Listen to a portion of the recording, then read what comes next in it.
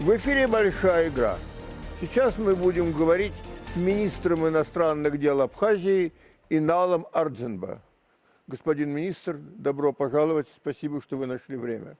Приветствую вас, Дмитрий, приветствую уважаемых телезрителей. Вы находитесь в очень интересном месте, в очень интересное время. Много всего происходит, но прежде чем я вас спрошу о регионе, я хочу, конечно, спросить вас об Абхазии. Как вы ощущаете свое место в регионе, и есть ли какие-то реальные вызовы вашей безопасности и вашему суверенитету? Благодарю за вопрос. Безусловно, мы себя воспринимаем как субъект международного права. Это наша однозначная позиция. Статус Абхазии не обсуждается, и мы на различных международных площадках его не обсуждаем. Мы обсуждаем совершенно другие вопросы, в частности, если говорить о Женевской площадке. Обсуждается как раз соглашение о неприменении силы, которое мы требуем к подписанию с грузинской стороной. Грузия как раз отказывается от подписания этого соглашения, что, безусловно, с нашей точки зрения, создает дополнительные риски для архитектуры безопасности на Южном Кавказе. Мы требуем подписания этого соглашения. Грузия отказывается по причине того, что считает нас оккупированной территорией. Якобы Абхазия является территорией Грузии, которая оккупирована Российской Федерацией. Безусловно, это не соответствует действительности. Это абсолютно абсурдные территориальные претензии Грузии. Кстати, можно привести примеры исторического характера, когда распадалась Российская империя в 1917 году. Грузия, пытаясь попасть в Лигу наций, подавала соответствующие документы. И в заявочном пакете была карта Грузии. Якобы территория Грузии простиралась до района Туапсе. Любой историк вам подтвердит, что никогда грузинское государство, либо грузинское протогосударство не обладало этой территорией. Это к вопросу о нелепости вот этих претензий и их отсутствие исторической обоснованности. Поэтому, безусловно, есть определенные риски. Мы активно работаем с нашими российскими коллегами на площадке женевских дискуссий для того, чтобы ситуация была стабильна, чтобы мы спокойно развивались. Мы требуем признания государственного суверенитета Республики Абхазия со стороны Грузии. А в чем эти риски проявляются? Эти риски проявляются в том, что звучат постоянные призывы из Украины, из стран Запада и Соединенных Штатов Америки, связанные с запуском так называемого второго фронта на Южном Кавказе. Особенно с территории Украины. Запад заинтересован в том, чтобы создать своего рода огненное кольцо вокруг Российской Федерации, чтобы отвлечь денежные средства, ресурсы армии, внимание России и реализовать своего рода стратегию тысячи порезов, организовать локальные болезненные конфликты вокруг России. И Запад считает, что Южный Кавказ – это хороший вариант и хороший шанс. Если у них получится запустить конфликт в Приднестровье, например, они тоже это сделают. Поэтому мы ожидаем определенных провокационных, деструктивных действий со стороны Штатов и будем очень внимательно отслеживать ситуацию. Вы ожидаете таких действий или что-то уже происходит? Вы знаете, происходят определенные предвестники. Скажем, в Абхазии Соединенные Штаты пытаются развернуть систему неправительственных организаций для того, чтобы на первом этапе работать с мягкой силой. Для нас это определенные сигналы. Мы очень внимательно за этим следим, и мы не хотим допустить того, чтобы риски стали угрозами, а угроза стала войной. Мы, конечно, хотим жить в мире, но если нам придется взять в руки оружие, значит так тому и быть. Мы надеемся на то, что все-таки ситуация стабилизируется и что Грузия будет действовать в рамках международного права.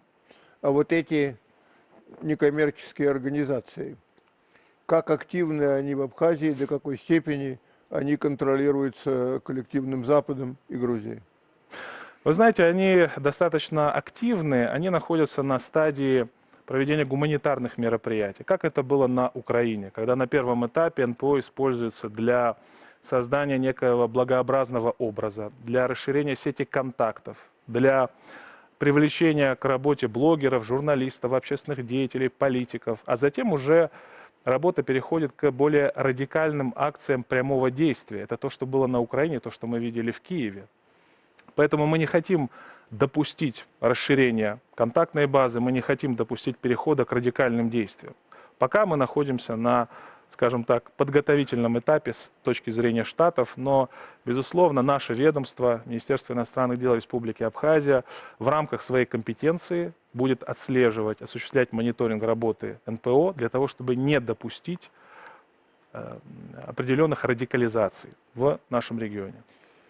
В Грузии происходят интересные события. Правительство не только спорит с оппозицией, это нормально, но и с президентом, который первоначально принадлежал к партии власти. Это, в общем-то, создает какую-то атмосферу нестабильности. Сказывается ли эта атмосфера на Абхазии? Вы знаете, Грузия и ее внутренняя политика – это их внутреннее дело, на нашей жизни это никак не сказывается. Безусловно, мы видим, что в Грузии наблюдается, отмечается определенный межэлитный конфликт. Президент Грузии с одной стороны и с другой стороны правительство. Правительство, мы видим, старается решать вопросы бедности, вопросы социально-экономического развития, образования, здравоохранения, а президент Грузии в большей степени занимается идеологическими реляциями. Правительство Грузии не обрывает отношения с Российской Федерацией, пытается развивать коммуникацию именно для того, чтобы решать внутренние экономические задачи. Мы это прекрасно понимаем. Наверное, это прагматичная, нормальная позиция. С другой стороны, мы видим позицию президента Грузии, которая занимается в большей степени эскалацией. И президент Грузии является сегодня источником эскалации напряженности. Поэтому внутреннее дело Грузии, избранный президент и правительство легитимное, они могут в рамках своей компетенции работать. Я знаком, хотя поверхностно, с президентом Зурабишвили многие годы. С тех пор, как она в 80-е годы была младшим дипломатом во французском посольстве в Вашингтоне. И она тогда уже была таким убежденным борцом против Советского Союза. Но как бы это была все-таки другая ситуация, коммунизм, Объединенный Советский Союз, как она говорила, Советская империя. Сейчас коммунизма нет, империи нет. И почему, вы думаете, Зурабишвили решила занять такую жесткую позицию в отношении России? Вы знаете, мне кажется, это результат ее жизненного пути, результат ее биографии, которую вы сами сказали. Мы знаем особенности ее биографии, и у нас есть определенная информация по поводу того, с кем она ведет консультации. Безусловно, активную работу выполняет американское посольство, которое работает в Тбилиси, которое, кстати, осуществляет координацию работы большого количества НПО в Грузии. И мы это прекрасно знаем. Вы помните знаменитую шутку о том, что единственная страна, где не может произойти цветная революция, это Соединенные Штаты Америки, потому что там нет американского посольства. Собственно говоря, в Грузии оно есть. И мы видим, что большое количество неправительственных организаций находится у них под контролем. Мы знаем, что президент Грузии тоже находится в этой условной команде.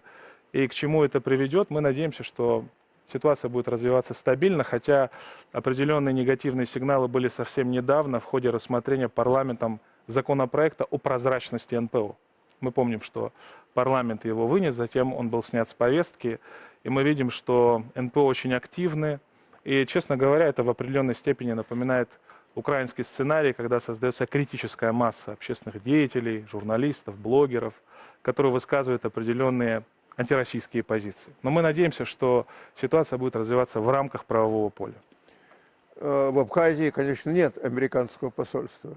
А есть какой-то координационный пункт, который позволял бы Вашингтону направлять, влиять на работу ваших неофициальных организаций? Это интересный вопрос. У нас достаточно активно работает UNDP. Это программа развития ООН, которая выполняет, на наш взгляд, координирующую функцию. Активно реализует проекты USAID. Это организация, которая прославилась своими деструктивными мероприятиями на всем постсоветском пространстве и не только на постсоветском пространстве. Мы недавно проводили переговоры с министром иностранных дел Никарагуа, который поделился с нами работой всех этих организаций. И у нас абсолютно совпадают информационные сообщения о том, что они делают, как они делают, методы их работы. Поэтому мы, безусловно, не допустим радикализации и определенных неправовых действий с их стороны. Кто защищает ваш суверенитет? Как вы это делаете сами или, как я понимаю, большая роль принадлежит России? У нас с Российской Федерацией есть большой договор. Их на самом деле два. Договор 2008 года о дружбе и сотрудничестве и договор 2014 года, который определяет наши взаимоотношения. Работает Объединенная российская военная база в Республике Абхазия, которая как раз гарантирует нашу безопасность. Работает пограничное управление Федеральной службы безопасности Российской Федерации, которое тоже помогает нам охранять наши рубежи, поэтому мы чувствуем себя достаточно уверенно. У нас близкие союзнические, теснейшие связи с Российской Федерацией, и мы очень надеемся на то, что удастся сохранить мир и стабильность в регионе Южного Кавказа. Есть в Абхазии силы, может быть, сила – это неправильное выражение, если в Абхазии группы, категории населения, которых, ну, если хотите, раздражает присутствие России в Абхазии, которым Россия кажется большим инородным телом. Есть ли такие настроения и как вы с ними имеете дело? В той мере, в которой они есть. Вы знаете, таких настроений у нас нет. У нас население достаточно едино в контексте внешнеполитическом. У нас абсолютное уважение, благодарность, очень добрые человеческие отношения с россиянами. Не просто на государственном уровне, на международно-правовом уровне, а именно с россиянами. Это очень важно и, конечно, это способствует такому правильному восприятию того, что происходит. В частности, скажем, очень большая поддержка специальной военной операции у нас в стране. Я думаю, что Расскажите об этом. очень высокий индекс поддержки. Это касается и народной поддержки, это касается и не только социологии, но и фактов. Наши сограждане, многие, они взяли в руки оружие, отстаивают свободу тех людей, которые объявили о своем самоопределении. В рамках российских вооруженных сил. Абсолютно, да. В рамках добровольческого движения в том числе. Это очень важно. И, вы знаете, можно провести аналогию с Великой Отечественной войной, когда тоже мы, все наши предки, наши старшие, защищали нашу большую родину. Это чрезвычайно важно, и тогда более 55 тысяч человек из Абхазии защищали Советский Союз от фашизма. И тогда более 17,5 тысяч человек не вернулись домой. Для нас это очень большие потери, но это и гордость, это наше наследие, мы этим очень гордимся, поэтому можно провести аналогию между Великой Отечественной войной и специальной военной операцией. Это действительно подвиг, это наше будущее наследие. Наши абхазские войны защищали Советский Союз на разных рубежах. Кстати, это и Брестская крепость, это и стены Ленинграда и Сталинграда, это и Севастополь, и Одесса, и освобождали страны Европы, наши старшие, и для нас это большое наследие. Сегодня наши соотечественники тоже приближают выполнение целей и задач специальной военной операции, делают это самоотверженно, и мы тоже ими гордимся. Имеет ли место какое-то российское экономическое и личное присутствие в Абхазии?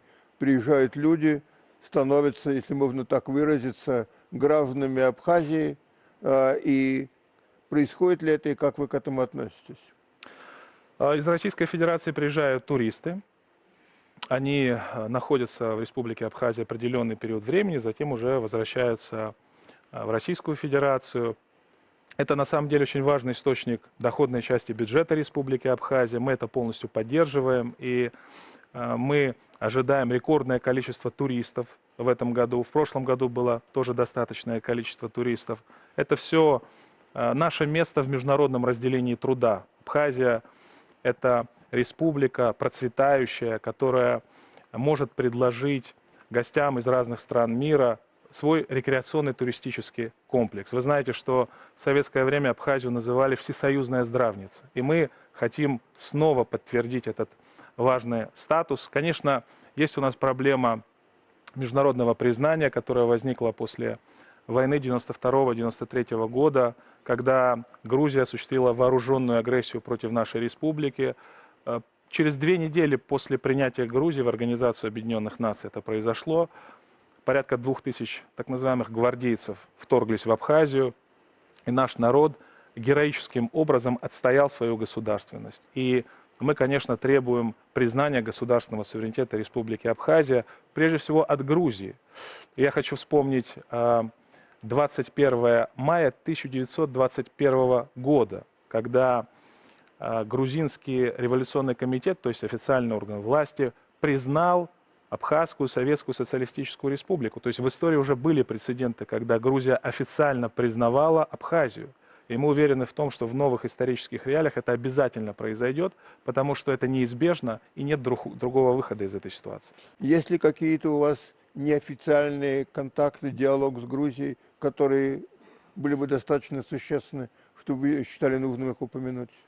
Вы знаете, у нас есть диалог только лишь на площадке женевских дискуссий, это официальный диалог. Я напомню, что помимо Республики Абхазия, наших братьев из Южной Осетии, братьев из Российской Федерации, там участвует как раз Грузия, там участвуют Соединенные Штаты Америки, а также так называемые сопредседатели. Это Европейский Союз, Организация Объединенных Наций и ОБСЕ. И на этой площадке, она возникла после событий 2008 года, у нас идет диалог. Диалог идет по двум темам. Первая ключевая тема – это подписание соглашения о неприменении силы. И вторая тема – это гуманитарные вопросы. Вопрос статуса Абхазии не обсуждается. Мы его не собираемся обсуждать ни на какой площадке. Абхазия является суверенным государством. И если Грузия хочет развивать нормальные отношения с нами, то мы требуем, безусловно, признания и подписания взаимообязывающего соглашения о неприменении силы, дабы сохранить в перспективе, в долгосрочной, стабильность в нашем регионе. Последний вопрос. Я правильно понимаю, что у вас есть серьезные проблемы с Грузией, но в то же время нынешнее правительство ведет себя достаточно корректно и, что называется, не раскачивает лодку? Или это упрощение? Вы знаете, я не хотел бы сейчас давать каких-то лишних оценочных суждений, дабы они не были интерпретированы неправильно. Но мы видим, что грузинское правительство решает те задачи, которые находятся в их компетенции. В их компетенции находится решение социально-экономических вопросов. И я думаю, что именно исходя из экономического прагматизма и диктуются те решения, которые принимаются грузинским правительством. Мы, в свою очередь, развиваем отношения союзнические с Российской Федерацией. Мы вместе. Наш народ поддерживает специальную военную операцию, и мы очень дорожим этим союзом. Президент Республики Абхазия Аслан Георгиевич Бжаня, наверное, в каждом своем выступлении это подчеркивает, что для нас это крайне важно. Сегодня хотел вам после эфира преподнести в подарок книгу нашего национального лидера, первого президента Абхазии Владислава Ардзенба. И в этой книге отмечается, что теснейшие связи с Российской Федерацией – это путь к светлому будущему для нашей страны. Огромное вам спасибо. И огромное спасибо, что нашли время появиться у нас в эфире. Надеемся скоро вас снова увидеть. Благодарю Спасибо. вас. Благодарю вас. Спасибо. Это была большая игра. И до скорой встречи в эфире.